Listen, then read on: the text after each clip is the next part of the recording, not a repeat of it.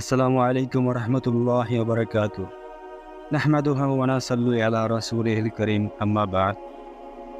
প্রিয় দর্শক, আজকে আপনাদের সামনে ইসলামের ইতিহাসে ঘটে যাওয়া তৃতীয় ও অন্যতম এবং গুরুত্বপূর্ণ যুদ্ধ খন্দকের যুদ্ধ নিয়ে আলোচনা করব। তো সালটা ছিল হিজরির 627, 5 শাওয়াল মাস এই যুদ্ধ সংঘটিত হয়েছিল। খন্দক শব্দের অর্থটি হচ্ছে পরিখা বা গর্ত। যেহেতু এই যুদ্ধে পরিখা বা গর্ত খনন করা হয়েছে, তাই এর নাম দেওয়া হয়েছে খন্দকের যুদ্ধ। এই যুদ্ধ আবার আহজাব নামেও পরিচিত। আহজাব শব্দের অর্থ সম্মিলিত বাহিনী, অর্থাৎ এই যুদ্ধে মক্কার কুরাইশ, মদিনার ইহুদি, বেদুইন এবং পত্তলিকেরা একত্র হয়ে মুসলমানদের উপর আক্রমণ করেছিল।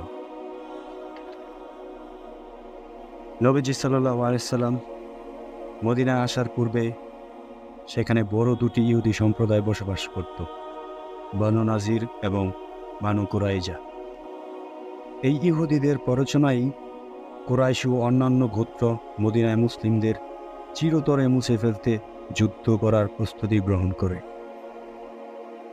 খন্দকের এই যুদ্ধ ছিল মদিনায় মুসলিমদের উপরে গোটা আরব সম্প্রদায়ের এক সর্বব্যাপী হামলা এবং কষ্টকর অবরোধের দুঃসহ অভিজ্ঞতা।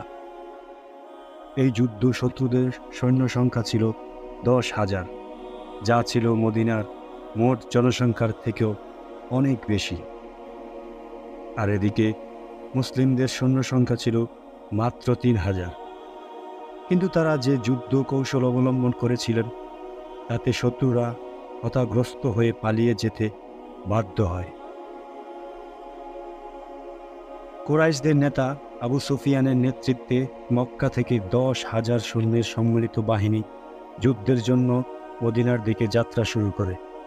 এই খবর পেয়ে হযরত মুহাম্মদ সাল্লাল্লাহু আলাইহি সাল্লাম সাহাবীদের ডেকে আনলেন এবং তাদের সাথে পরামর্শ করলেন।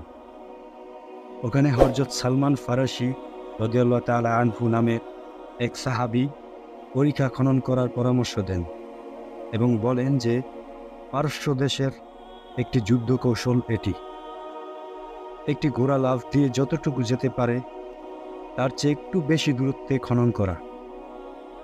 রাসূলুল্লাহ সাল্লাল্লাহু আলাইহি সাল্লাম তার এই পরামর্শটি খুবই পছন্দ করলেন। মদিনার 3 দিকে খেজুরের বাগান, বাকি রইল এক দিক, অর্থাৎ সালাহ ও উহুদ পাহাড়ের মাঝামাঝি।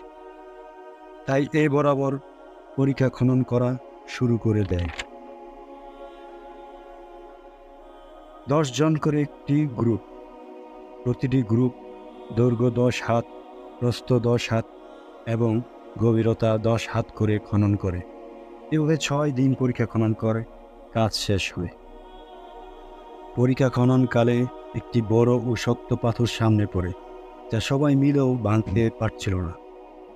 রাসূল সাল্লাল্লাহু আলাইহি সাল্লামকে বিষয়টি জানানো হলে তিনি এসে নিজেই সর্বশক্তি দিয়ে বিসমিল্লাহি আল্লাহু আকবার বলে আঘাত করলেন এবং আঘাত করেই রাসূলুল্লাহ সাল্লাল্লাহু আলাইহি সাল্লাম বললেন, ওয়াতিতু মা ফাতিহাস শাম।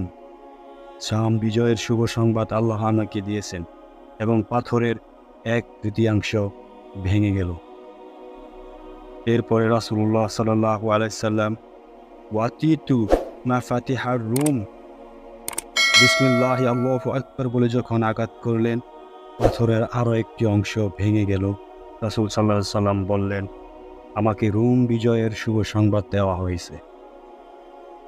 এরপর রাসূলুল্লাহ সাল্লাল্লাহু আলাইহি সাল্লাম বিসমিল্লাহি আল্লাহু আকবার বলে পাথরের মধ্যে সজোরে আরও একটি আঘাত করলেন এবং বললেন, ওয়াতিতু মা ফাতিহার ইয়ামান, আমাকে ইয়ামান বিজয়ের শুভ সংবাদ দেওয়া হয়েছে। সুতরাং রাসূলুল্লাহ সাল্লাল্লাহু আলাইহি সাল্লামের হাতে সংঘটিত হওয়া মুজিজা বিরাট পাথর, যেটা 3,000 সাহাবীর কেউই ভাঙতে সক্ষম হচ্ছিল না, সেটা রাসূলুল্লাহ সাল্লাল্লাহু আলাইহি সাল্লাম পরিখা খনন সময়ে পর্যবেক্ষণ করতে গিয়েই নিজেই পাথরটি ভেঙেছিলেন। এবং আমরা যে রাসূলুল্লাহ সাল্লাল্লাহু আলাইহি সাল্লামের ক্ষুধার যন্ত্রণা সহ্য করেছে, কষ্টে পেটে পাথর বেঁধেছেন, এই বিষয়গুলো শুনি, এটাই ছিল খন্দকের প্রান্তে, যখন সাহাবী কেরাম না খেয়ে শুধু যুদ্ধের সরঞ্জামাদি প্রস্তুত করেছিলেন, কারণ শত্রুর সংখ্যা ছিল 10,000। সম্মানিত বাহিনী যখন মদিনায় এসে উপনীত হয়, তখন সাহাবীদের খনন কাজ শেষ। 10,000 সেনার বাহিনীর উহুদ পাহাড়ের পাশে তাঁবু ফেলে। নবীজি হযরত মুহাম্মদ সাল্লাল্লাহু আলাইহি সাল্লাম 3,000 সাহাবী নিয়ে হাজির হলেন। দুই দল দুই দিকে, মাঝখানে খন্দক। কুরাইশ বাহিনী খন্দক দেখে হতভম্ব। তখন তারা মদিনায় অবরোধ শুরু করে দেয়। শত্রুরা প্রায় 1 মাস অবরোধ করে রইল।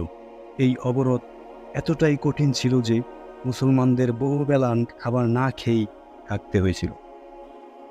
কিন্তু অবরোধকারীরাও কিছুতেই পরীক্ষা পার হতে পারল না।